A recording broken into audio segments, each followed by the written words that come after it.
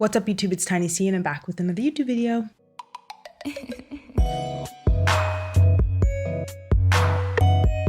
So today I'm going to be talking about how marriage relationships are in utter chaos. Marriage rates have been declining since the 1960s and there's so many reasons that contribute to it, and I'll be kind of discussing it in this video, but also I'll be addressing these viral things that have been going on in the media. The first one being trad wives. Another video that's been going around is this man telling women to settle. And the last one is the 4B movement that's going on in South Korea. So let's get into the video. So the first thing that I wanted to talk about is this guy telling women to settle on TikTok. So let's take a look at that video. Listen, some of y'all ladies gonna have to settle. I'm sorry to be the bearer of bad news, but listen, everybody can't have a perfect man out here. It ain't even enough of us around, like, let's be honest. So at the end of the day, we can go ahead and put that 50-50 conversation to rest, because every woman ain't gonna get 80-20, 100-0, whatever y'all thinking is gonna be 60-40. Some of y'all gonna have to go 50-50, and shit, y'all might gotta go 60-40 on your end with the man. Just to be happy at the end of the day. Like, let's be realistic. Come on now. Somebody gonna have to settle, man. That's all I'm saying. All the straight men that's left in the world, a lot of them is in jail. A lot of them married. What do that leave left? Everybody can't have they cake and eat it too. Like, you can't have the best of the best. Sometimes you gotta just go for what you got and be happy and be grateful. Because you can have nothing at the end of the day and be miserable. This is not a new idea. A lot of men have been telling women to settle. This idea of thinking is very much backed by this red pill and conservative ideology. I'm not a fan of it. I'm not a fan of this. Telling women to settle. What is so annoying about this? Well, settling only works if you're desperate. And so when men like this make videos telling women to settle, there's this assumption that all women are desperate, or that women in general are desperate to be in relation with men, as though we don't see what's going on, as if the veil hasn't been lifted. This idea that they like to push, that women should settle, that our standards are too high, it just annoys us, because I think a lot of women face this pressure from all around. Women are told that, oh, you need to get married, you need to like have a family. Like, as soon as you're starting to creep up on 30, that's when all the messaging really comes in. The society is already grooming you as a woman to want to be in a relationship. All the romance movies, the princess movies, all this sort of indoctrination is targeted largely at women to make them want to get married, want to be a family, to be a nurturer, to be a caretaker. And while some of that might be innate, I don't think that women are so tied to this idea as they have been in the past. And a lot of women don't feel the need to have a relationship and to have a husband. And they have all these words in society, being an old maid, being a cat lady, these things that try to make women feel fearful if they end up being alone, as if this is the worst possible outcome for you as a woman. And it's not. In the 1970s, this is when more than half of women were in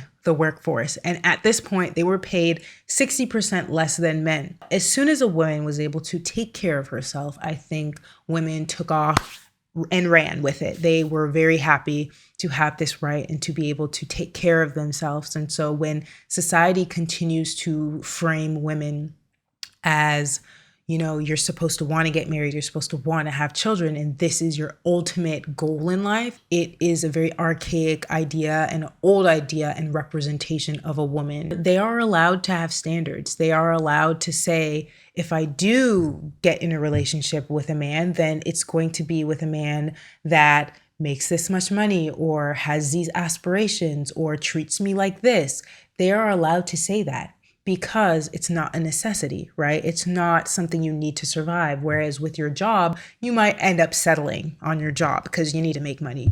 You know, you might end up settling on the apartment that you live in because you need a roof over your head. But when it comes to picking a mate that ideally you are with for a long time, you don't have to settle anymore. You don't, because it's not a necessity. When men are telling women to lower their standards, it's just senseless. It makes no sense. If that means that some women are going to end up not married, they're going to end up single, then that's okay. And I think women are going to be able to deal with that when the time comes, or if the time comes. A lot of older society, uncles, aunts, they will tell you that you have to settle. They will tell you that you're going to be alone. They kind of push this fear onto women. I saw a video on TikTok that kind of went along with this. So there's another video going around of another man coming on here and telling us that, all of you single women are not going to be able to have a perfect man. A lot of you guys are going to have to settle and just appreciate what you can get, and yada, yada, yada. We've heard it all before. More scare tactics to convince women to lower their standards, or else you're going to die alone and be a cat lady, because that's the worst thing in the world. But it just reminds me of a conversation I literally just had with my uncle last week. He's visiting from Ghana, and we're sitting at the table with my dad, and he's like, you're 25 now. We got to get you a husband. We got to get you a man. What do you want? So I sit down and I tell him, like, my vision for, like, my ideal marriage. It's just me. This is what I want. This is how I imagine my married life to be. And everything that I say, he's like, oh, you're not going to find anybody like that. You're being too picky. You're being too inflexible, which, to his credit, he might be right. I might be picky and I might be inflexible. That's very likely. I don't care. That's who I am. So he's like, I got this man back in Ghana. Like, he would marry you, but he not going to do all of that. Like, you're not going to want all this, blah, blah, blah. And I'm like, oh, yeah, well, then I don't want him.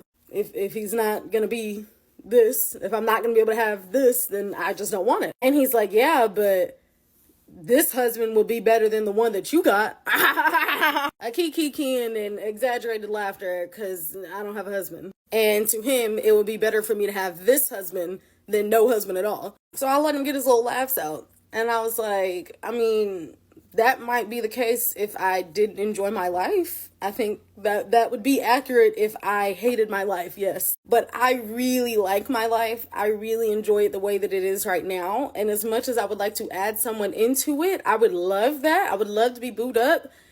I'm not willing to just take anything just because he wants me. That's not enough. It might be enough for you. It might be enough for somebody else. But, like, in my opinion, if it's not going to be what I want, then I don't want it. With this generation, this older generation that pushes this ideology onto women as well, this is where it kind of just perpetuates that same idea. Fear tactics aren't working anymore. If I get to being 30, 40 and I'm single and I don't have kids, then it is what it is. That's fine. I'm not going to hate myself because of it. And it is a real issue that women struggle with. Society isn't kind to women that decide that they're not going to get married and they're not going to go upon this traditional path. Women are starting to have more self-love. They're starting to have higher standards. They're starting to think of themselves more highly. If men aren't willing to rise to the standards that women are setting, then yeah, he might be right. There's not enough good men to go around, but then that's fine. Then some women will be alone, but some men will be alone too. And that's just the way it's going to have to be, because now we can really make sure we vet our partner. And I think that's a good thing for both men and women. No one has to feel desperate. You can have who you want to have. And if you aren't able to get that, it's not the end of the world if you're alone. I promise. It's not the end of the world. Now let's talk about the trad wives.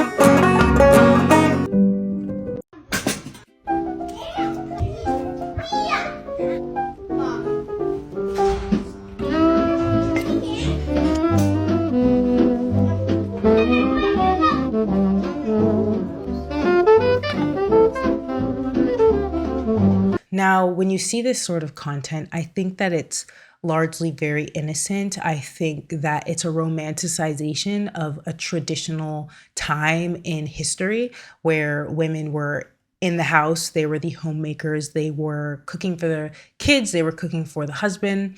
And the man was the head of the household. A lot of people don't really understand what the fuss around trad wives are. On the right side of the political aisle, you hear trad being talked about all the time. And because this has become such a huge topic of conversation, the romanticism of the trad lifestyle and these trad things has made its way to TikTok in a big way. Here are the scary videos that have started to go viral. I pulled a few of them for you. I'm sure you've seen some of these creators. We live in a day and age where traditional homemaking has been forgotten about and even looked down on, where women are fighting to be in the same positions as men, indoctrinated to focus more on their careers and less on the home. Somewhere along the line, feminine has been replaced with feminism, with the sole purpose of keeping women out of the home. I mean, there were only straight facts in that entire video. Here's a couple more. Traditional edition. Scary. So, these videos are all very, very sweet. They're like pretty wives dressed up, in lovely dresses, making bread, attending to their children. It's all very, very sweet and very harmless. It's literally women showing off how they run their homes, which is literally what people do on TikTok. They show off their lives. People vlog every aspect of their day-to-day existence. But suddenly, when these types of women put it on camera, oh my God, it's terrifying. This is so awful. Apparently, it's very frightening for a lot of people. Last year, Grazia magazine wrote this and said, TikTok trad wives are romanticizing an era where sexism and racism ruled. The thing that they're missing around why women are so in a fuss about this trad wife content is because it is a romanticization of a period that wasn't all peaches and cream. It wasn't actually this joyous time for women, right? It wasn't. It just wasn't. A lot of the times it's around the 1950s and back, 1950s, 40s. This is the period that they are romanticizing in these videos. And if you look back historically, what marriage was actually like during that time, it's not as pretty as they make it seem. These were the rights that women earned only 50 years ago. The right to open a credit card in your own name, the right to open bank accounts in your own name, to obtain a mortgage without a male cosigner, to keep a job when you're pregnant, to have a paycheck that's signed to you and not your male counterpart. And also, when it comes to domestic violence, police often were reluctant to intervene because private life matters were to be kept private. Sometimes the matters between a husband and a wife was accepted, and whatever happened, happened. And there was not really a stigma until recently around domestic violence. And so when we mix that all together, women not having the ability to be self-sustaining individuals outside of a man, we get a more full picture of what it might have actually been like to be a traditional wife or a stay-at-home wife back in the 50s, 40s, and this time that they like to romanticize. It was probably because you were literally oppressed. You had no other choice. You were treated as collateral. You were treated as an object. You were property, essentially, and you had a clearly defined role, whereas men had all the freedoms of the world to get a job, to, if they didn't want to get married, they didn't have to get married because they can open bank accounts and get a job and do all this sort of thing. Whereas you as a woman, your only choice is to get married. Otherwise, your father might have had to keep taking care of you. And oftentimes they would not want to. And so they would also be quick to sell you off, quick to hand you over to another man. And so your life as a woman was very restricted. And in the household, a lot of these men let their anger out on the women. A lot of these women were mistreated because as soon as women were able to get rights, as these laws were introduced and women were able to get their own job, women were able to open their own bank accounts, divorce rates just shot up. It's just like there's this correlation between women getting rights and divorce rates going up. I don't think women would have ran at the first sight of freedom if this was such a joyous marriage to be in, such a joyous place to be. This is where there's that outrage. We want the full story. We want the full context. We want people to know what they're getting into. If you do decide to be a traditional wife, if you do decide to be stay-at-home mother, then I think just know the full story. And I think there's good men and there's people that you can have this traditional lifestyle with. So when I see these TikToks, very much take it with a grain of salt. I see it more as a aesthetic that these women are selling, because oftentimes on on social media, these are influencers selling something. They are selling a lifestyle. I don't take it as reality. It's just imagery. You are watching an influencer that's paid to push this content out. And a lot of these people are striving to be influencers, striving to be a mommy influencer. So even them, they are working. they are contributing to the family with this work. So now let's move on to the 4B movement that's going on in South Korea. Now, this is a movement I've been seeing on TikTok for about a month or so. I'm so glad you asked. The 4B movement is a movement in South Korea right now where the misogyny and sexism is so bad that South Korean women have decided to opt out of dealing with men entirely. That is not a joke. That is not an exaggeration. They are not dating men. They are not marrying men. They are not having children with men. They're not even sleeping with men anymore. And it's called the 4B movement because the Korean words for those four things all start with the letter B. This kind of first started happening around 2016 when Kim Ji-young, born 1982, a novel came out. And it is a fictional book about a Korean every woman and all of the misogyny and sexism that she's experienced from literally being a child all the way to her being an adult, suffering with postpartum depression after having her child. Now, this book became a runaway bestseller among South Korean women because they were like, she's just like me for real. And that's kind of when it started cooking, right? Now, the movement officially got its name in 2019, and it's just been going ever since. It's so successful, in fact, that now South Korea has one of the lowest birth rates in the world. The number of deaths in South Korea outnumber the number of births in South Korea. And it's hilarious because all the men and the government are like, oh my God, what do we do? They don't want to like talk to us. They don't want to date us. What do we do? Like everything's in shambles. We don't know what to do. When South Korean women have been very clear from day one, they're like, hey, either you get your act together or we are literally eliminating all of this. Recently in South Korea, young feminists launched the 4B movement in Korea, and these are women who are actively choosing single life. And so their movement, possibly tens of thousands strong, although it's really hard to be sure of how many women are actually taking part in this, it is the 4Bs or the 4 no's. They are saying no to dating, no to sex with men, no to marriage, and no to childbirth. And a lot of what spurred this extreme feminist movement on was the Me Too movement, and a lot of women sharing their stories that they've had. Korea's patriarchal and misogynistic culture contributes to the oppression of women through traditional gender roles related to relationships and motherhood. I am no expert on relationships in Korea, but I do know that it is very traditional in comparison to America, whereas we're like slowly becoming more progressive in how we behave in relationships. Women don't necessarily have to take on all those traditional roles, even though clearly with the trad wife thing, we're trying to get back to that place. Korea kind of still is there in how they expect women to behave in relationships. They are the homemakers. They're expected to cook. They're expected to clean. They're expected to take care of the children. If someone's going to give their job up, it's probably going to be the woman. And so once they get into a marriage, oftentimes this is how they're going to be expected to behave. And there's also things that they have to do for their in-laws, and it can be a very difficult situation for a woman to go through. We also see that their birth rate in Korea is at an all-time low. In 1960, women had on average 6 children. And in 2022, the average Korean woman was expected to have just 0.78 children in her lifetime. In Seoul, it's 0.59. And so there is a downward drift that is continuing to happen, and eventually it's going to be 1 in 2 women are expected to have a child in Korea. And so they are seeing a downward trend, and the Korean government has been doing a lot to try to incentivize women to have children, to incentivize them to get married by subsidizing housing for married couples and giving them money for having children, but it's not working, and the trend is still going down. And why do they still not want to have children, even though it's becoming incentivized? I watched a couple of videos like street interviews, and I also read some articles on why they don't want to get married besides the harassment and the patriarchal misogyny of their culture. 59% of men cite financial reasons, and 38% of women also cite financial reasons. And this is the top reason that they don't want to get married or have children. It's because it is a huge financial burden, especially once you have kids. You have to send them to Hagwon, and Hagwon is very expensive after school, and daycare is really expensive. We all know having children is very expensive, and getting married is as well. And so this is the number one reason they're choosing to opt out And 43% of women cited they don't feel the need to, versus 20% of men that cite that they don't feel the need to get married.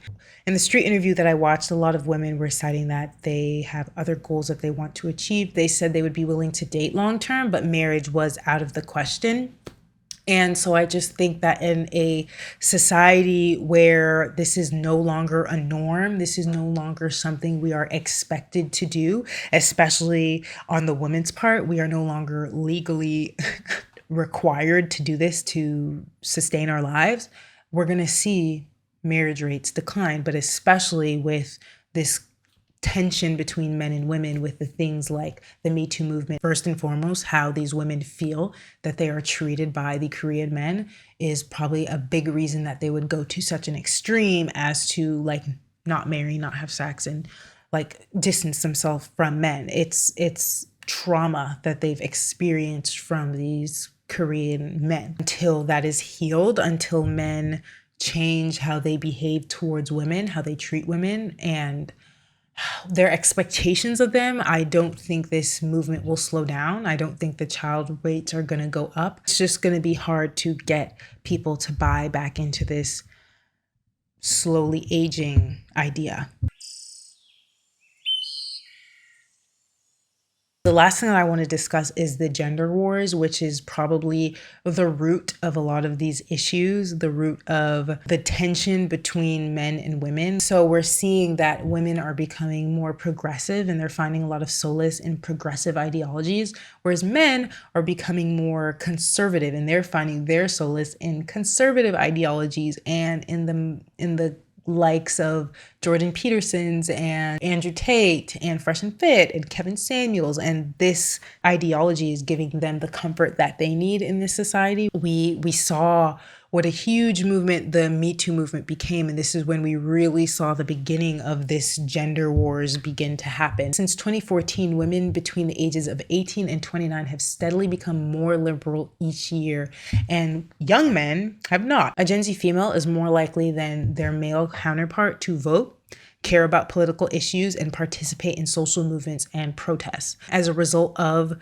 this Me Too movement and women becoming more progressive and open-minded, a lot of men are feeling as though society is turning against them. And whereas only 1/3 of men would have said they face discrimination, now half of men cite that they feel as though they are discriminated against. The movement of men into alignment with these red pill ideologies, the Andrew Tates and the Kevin Samuels of the world. This is where they are being affirmed that their masculinity is okay and it's okay to be a man. And these men are struggling. They're struggling more in school. They're less likely than women to graduate from college. They have fewer close friends than previous generations, and they're 4 times as likely to commit suicide than women. So men are very much struggling in modern society because of all the changes that are happening. Women raising their standards and the 4B movement and just all these things that are happening worldwide is an effect of the oppression that women have gone through in the past. In some sense, it's justified, but I always will advocate for balance. I will always advocate for people to be level-headed and to really think about their actions. Yes, we need to push each other to grow. We need to push each other to change and to be better humans. That's always going to be the answer. I don't think it has to be in a detrimental way. We don't have to hate each other. We don't have to be so polarizing with each other. We're not seeking understanding at all. Like, there's just so much hurt behind both of these movements that are happening. I don't think it's going to be an easy one to heal. I think we are in the crux of it. It's probably going to get worse before it gets better. Marriage rates will probably continue to decline. Birth rates are probably going to continue to decline until we can find a new way of being in harmony. We are in a moment of change, and we have to embrace that. As hard as that is, to embrace change, it's what we have to do. We need to be more balanced in the relationships that we decide to take part in. We're going to have to give here and there. Men might have to change, women might have to change, but it's going to be change on both sides. It's really difficult. We're going to have to help each other with this one, but that's essentially what I think is going on. We are in the crux of chaos as it comes to gender relations and marriage and having children. And we're going to be in chaos for quite a bit. So all you could do is what's best for you at this moment and what makes you feel healthy and happy. Thank you so much for watching. Don't forget to like, comment, and subscribe, and I'll see you guys in the next YouTube video.